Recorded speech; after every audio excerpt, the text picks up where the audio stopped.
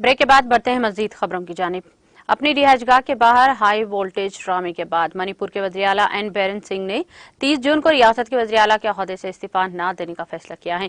यहाँ ये बात काबिल जिक्र है कि सीएम बीरेन सिंह के रिहाइशगाह के बाहर लोगों का एक बड़ा हुजूम जमा हुआ और इनसे इस्तीफा न देने की अपील की। मजीद खवातीन की फोर्स ने गवर्नर की रिहाइशगाह की तरफ जाने वाले सड़क को भी बंद कर दिया और इन पर इस्तीफा न देने के लिए दबाव डाला, जिसकी वजह से वो गवर्नर हाउस पहुंचने से पहले हुजूम के सामने अपना इस्तीफानामा फाड़कर वापस अपनी रिहाइशगाह की तरफ चले गए।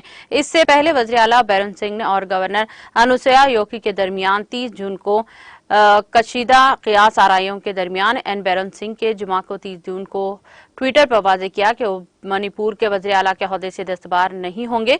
सिंह ने ट्विटर पर कहा कि इस नाजुक मोड़ पर मैं वाज़ेह करना चाहता हूं कि मैं वज़ीर आला के ओहदे से इस्तीफा नहीं दूंगा। दरमियान मीटिंग होनी थी और सिंह ने अपनी रिहाइशगाह पर टेंडर किया था और वज़ीर आला के दफ्तर के ज़राए ने मजीद इंकशाफ किया कि मरकजी की क़ियादत ने बीरेन सिंह को इस्तीफा देने के लिए नहीं कहा है।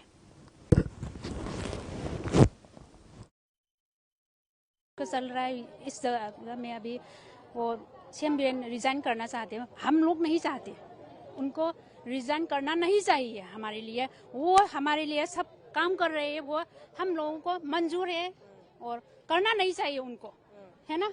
आप चाहते हो रिजाइन ना करें, उसको रिजाइन ना करें। बहुत अच्छे सीएम है हमारे स्टेट के लिए। We are giving support to him. We really don't want him to resign. He must be there in his position. He must be given extra power. So with CM can do anything. It's not that I believe him in person. It's belief that we believe with the position. We cannot survive without a leader in our democratic scenario. What?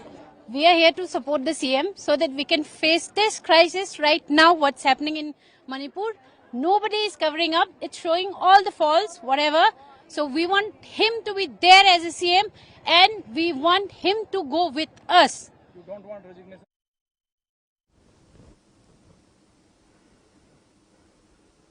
Manipur के दारुल-हुकूमत इम्फाल में Bharatiya Janata party BJP के दफ्तर पर जुमेरात और जुमा के दरमियानी शब एक बड़े हुजूम के हमले के बाद अब फायरिंग में 2 लोगों की मौत हो गई है और खवातीन समेत कई लोग जख्मी हुए हैं। पुलिस ने कहा कि मरकजी और रियासती फोर्सेस ने मुश्तियाल हुजूम पर काबू पाने के लिए भारी फायरिंग का सहारा लिया। भीड़ पर काबू पाने के लिए आज सुबह तक आंसू गैस के गोले दागे गए। जुमेरात को इम्फाल वेस्ट और गांगपोकपी जिले के दरमियान मुसल्लह शरपसंदों की फायरिंग से 2 अफराद हलाक हो गए हैं। तवील वक्त तक फायरिंग के बाद एक लाश बरामद हुई, दूसरी लाश बाद में बरामद हुई। बरामद होने वाली पहली लाश को यहां मार्केट में लाया गया और लोगों ने शहरियों के तहफ्फुज में नाकामी पर हुकूमत के खिलाफ नारेबाजी की। रियासत में सिक्योरिटी के वसी इंतजाम किए गए हैं और तमाम बाजारों को बंद रखा गया है। वाज़ेह है कि रियासत में 3 मई से इंटरनेट मुअत्तल है और हाईवे बंद है। ये रियासत 58 दिनों से तशद्दुद की आग में जल रहा है। अब तक 120 से ज्यादा अफराद हलाक और 3000 से ज्यादा अफराद बुरी तरह जख्मी हो चुके हैं। तकरीबन 50,000 लोग रिलीफ कैंपों में रह चुके हैं। कांग्रेस लीडर राहुल गांधी ने कहा कि मणिपुर में तशद्दुद की वजह से अपने अजीजों को खोने वाले और अपने घरों से बेदखल रिलीफ कैंपों में रहने वाले लोगों की हालत दिल दहलाने वाली है और रियासत में अमन की बहाली के लिए फौरी इक़दाम करने की जरूरत है। इंस्टाग्राम पर पोस्ट किए गए अपने एक ट्वीट बयान में मिस्टर गांधी ने कहा कि मणिपुर में तशद्दुद की वजह से अपने प्यारों और घर को खोने वाले लोगों की हालत इज़ार को देखना और सुनना दिल को दहलाने वाला है। मैं जिस भी भाई बहन और बच्चे से मिलता हूं, इसके चेहरे पर मदद के लिए इल्तिजा होती है। उन्होंने मजीद कहा कि मणिपुर में अब सबसे अहम चीज लोगों की जिंदगियों और माश को महफूज बनाने के लिए अमन की बहाली है। हमारी तमाम कोशिशों को इस मकसद की तरफ मुतवज्जे होना चाहिए।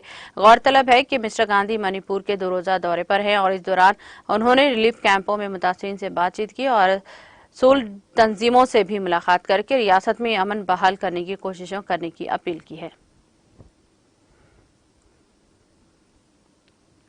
कांग्रेस ने जुमे को कहा कि अडानी घपला वज़ीर आज़म नरेंद्र मोदी और सनतकार गौतम अडानी की गुर्बत की वजह से हुआ है और इसमें कोई भी तहफ़्फ़ुज़ात करामत नहीं होंगे। इसलिए सिर्फ मुश्तरका पार्लिमानी कमेटी JPC से इनके तहकीकात सामने लाया जा सकता है। आज यहां जारी एक बयान में कांग्रेस कम्युनिकेशन डिपार्टमेंट के इंचार्ज जयराम रमेश ने कहा कि पार्टी पहले ही मानती है कि सुप्रीम कोर्ट के माहिर कमेटी और CB के जांच का दायरा महदूद है और सिर्फ JPC ही वज़ीर आजम मोदी के साथ करीबी राब्ते की तहकीकात कर सकती है। उन्होंने कहा कि तहकीकात से ये भी पता चल सकता है कि किस तरह मिस्टर मोदी ने अपने करीबी दोस्तों की मदद के लिए क़वानीन, क़वायद व ज़ाब्त को तब्दील करके अंदरून और बैरून मुल्क अडानी ग्रुप के कारोबार को ज़ाती तौर पर सहूलत फराहम की है। उन्होंने कहा कि ये एक बड़ा घपला है और इसके तमाम पहलुओं को JPC तहकीकात के जरिए ही सामने लाया जा सकता है।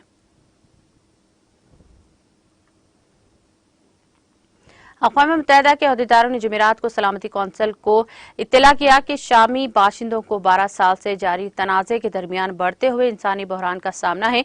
इसके जवाब में जनरल असम्बली ने एक करारदाद मंजूर की जिसने एक अहम अदारे के क़याम की राह हमवार की है, जिसका मकसद शाम में लापता होने वाले तकरीबन 1 लाख अफराद के मसले को हल करना है। मुल्क के लिए अक़वाम मुत्तहिदा के नायब ख़ुसूसी मंदूब नजात रशीदी ने कहा, शामी अवाम का तशद्दुद और मसाइब हमें इस बात की याद दिलाता है कि शाम में सिफारती कोशिशें जारी रहने से क्या खतरा है। बिलाखिर हमें सलामती कौंसिल की करारदाद 2254 के मुताबिक मुल्क गिर जंग बंदी की जरूरत है। मौजूदा सूरत हाल के बारे में अपनी ब्रीफिंग में उन्होंने कहा कि हालिया रिपोर्ट्स में ड्रोन हमलों, गोलाबारी, दहशतगर्दाना हमलों और हुकूमत के हामी फिजाई हमलों का सुराग लगाया गया है। उन्होंने कहा कि शामियों को एक मुसलसल बिगड़ते हुए इंसानी बहरान का सामना है। उन्होंने मजीद कहा कि इस पस मंजर में शामी बाशिंदों को अभी भी बड़े पैमाने पर नकल मकानी, शदीद इक़्तिसादी बहरान और ज़ेर हिरासत लापता अफराद के एलामिया का सामना है। उन्होंने कहा कि ये तमाम अवामिल हमें बताते हैं कि शामी अवाम के फौरी खदशात को पूरा करने, फ़रक़ीन के दरमियान कुछ एतमाद पैदा करने और सियासी हल की तरफ आगे बढ़ाने के लिए नए सिरे से हिफाजतकारी के लिए हकीकी हल इतना ज़रूरी क्यों है। उन्होंने मजीद कहा कि शामियों की ज़रूरत को हमारे नुक़्ते नज़र का मरकज़ होना चाहिए और इंसानी हमदर्दी की कोई कार्रवाई को गैर सियासी किया जाना चाहिए।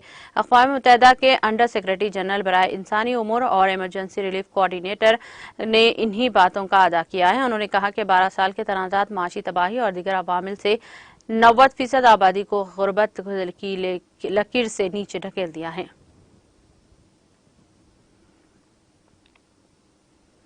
उत्तर प्रदेश में बांदा जिले के इलाके में कमासेन रोड पर एक बोलेरो गाड़ी में सवार 7 अफराद की उस वक्त मौत वाक़ई हो गई जब इनकी गाड़ी सड़क किनारे ट्रक से जा टकराई।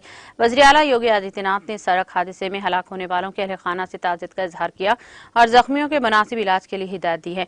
पुलिस सुपरिटेंडेंट अभिनंदन ने जुमा को बताया कि कमासेन थाना इलाके के तलुसाहे गाँव के कुल्लू 13 ताला को कल रात बिजली की करंट लग गया था, जिसे रिश्तेदारों और गांव वाले बोलेरो गाड़ी में बेरोड के कम्युनिटी हेल्थ सेंटर ले जा रहे थे। उन्होंने बताया कि इसी दौरान तेज रफ्तार बोलेरो के करीब गांव मोड़ पर खड़े ट्रक से जा टकराई। हादसे में शकील 25 साला, मुशाहिद 24 साला, मोहम्मद कैफ 18 साला, सायरा बानो 37 साला और कुल्लू 13 साला की मौत पर ही मौत वाक़ई हो गई। और पुलिस ऑफिसर ने बताया कि शदीद जख्मी जाहिर 25 साला को जिले हॉस्पिटल ले जाया गया, जहां आज सुबह इसकी मौत वाक़ई हो गई।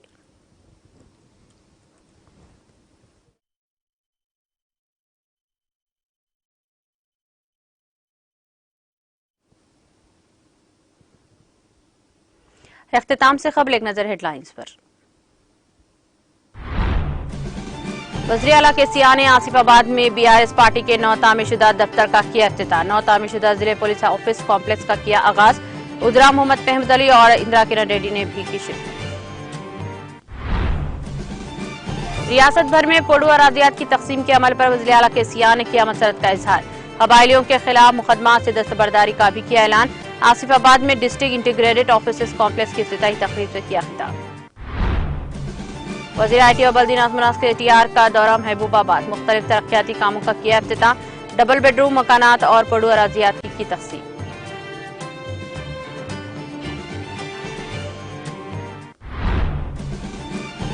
KCR का दौरा हुक्मरानी। तेलंगाना में कबायली अवाम के लिए एक सुनहरा दौर साबित। वज़ीर ट्रांसपोर्ट अजय कुमार के साथ पोडू अराजियात की तकसीम तकरीब से वज़ीर हरीश राव का खिताब। वज़ीर आला मणिपुर का ड्रामाई सूरत हाल में इस्तीफा से दस्तबरदारी का फैसला। हामियों का बैरून सिंह के क़यामगाह के रूबरू एहतजाज। मणिपुर में बहाली अमन के इक़दामात की फौरी जरूरत। 2 रोज़ा दौरे पर मणिपुर पहुंचे राहुल गांधी ने रिलीफ कैंप्स में मुतासिरीन से की मुलाकात।